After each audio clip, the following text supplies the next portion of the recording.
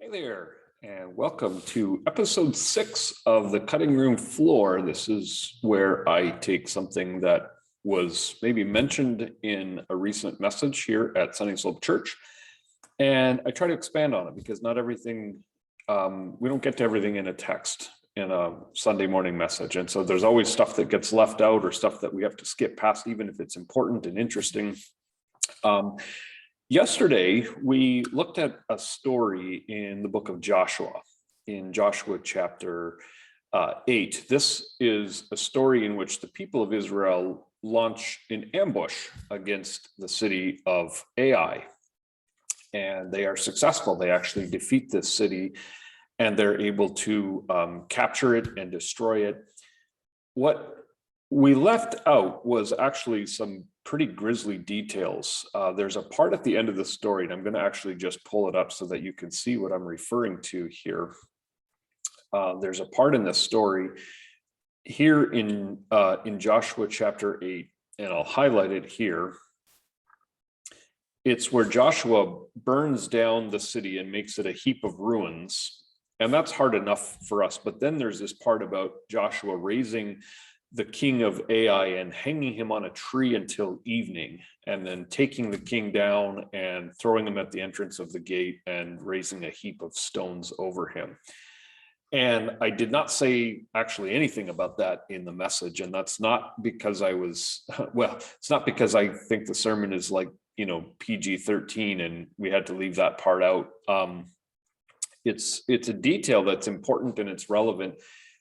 There's a couple of things that you have to understand. First of all, ancient warfare practices allowed for and even understood that when you conquer a city and you go to war against it, then you have to, unless you defeat the city completely and wipe it out, then the conflict will go on from generation to generation.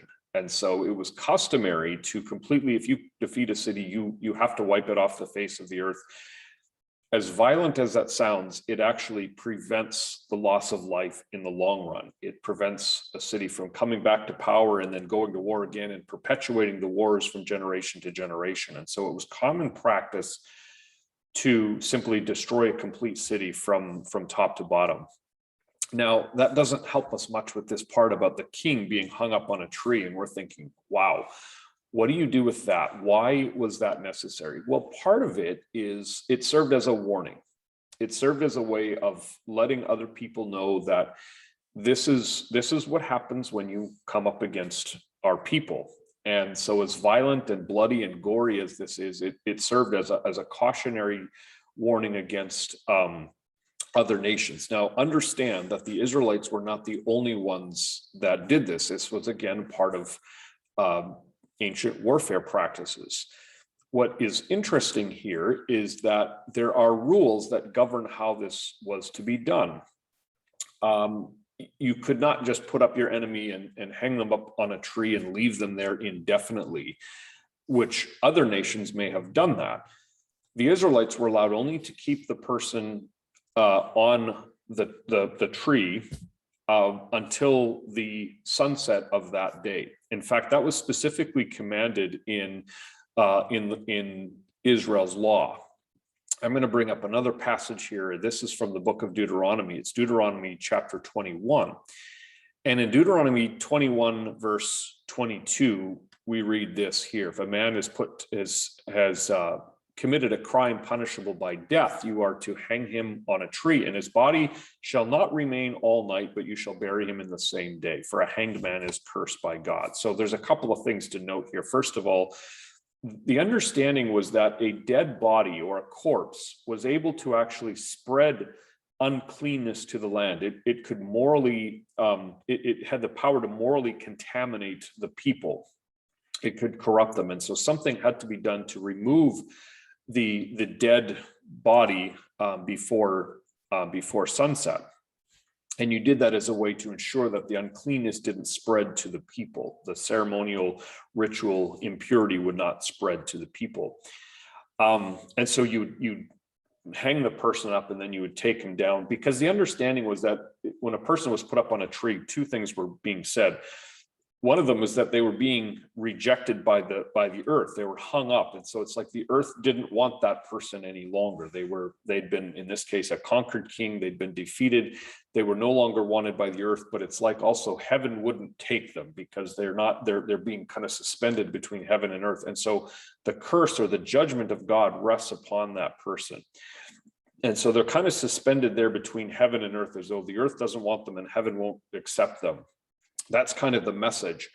Now, this still doesn't, I think, get us away from the challenge of a text like this. Like, it's still a really tough passage to swallow.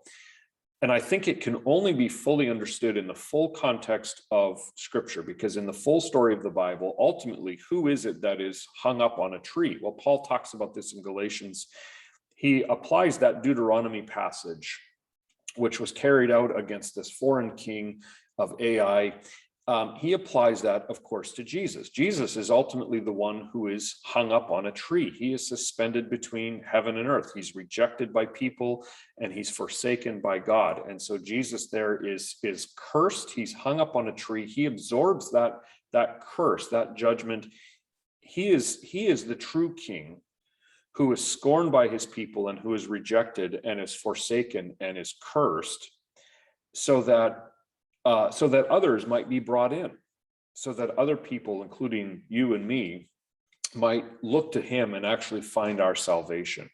So this picture gives us this story gives us a picture of what it is to be forsaken and to experience judgment, but it's also ultimately a judgment that is experienced and taken on by God himself in the full context of Scripture. So it's a challenging passage. There's no getting around that. God enters into human history. He deals with the challenges of human warfare and the complexities of that. He becomes a part of it. But ultimately, it's a picture that points to the redemption that we have in Christ and the way that Jesus takes away he takes the judgment that fell on the king of Ai that should fall on us. He took it on himself so that it might never fall on us. Hey, thanks for watching.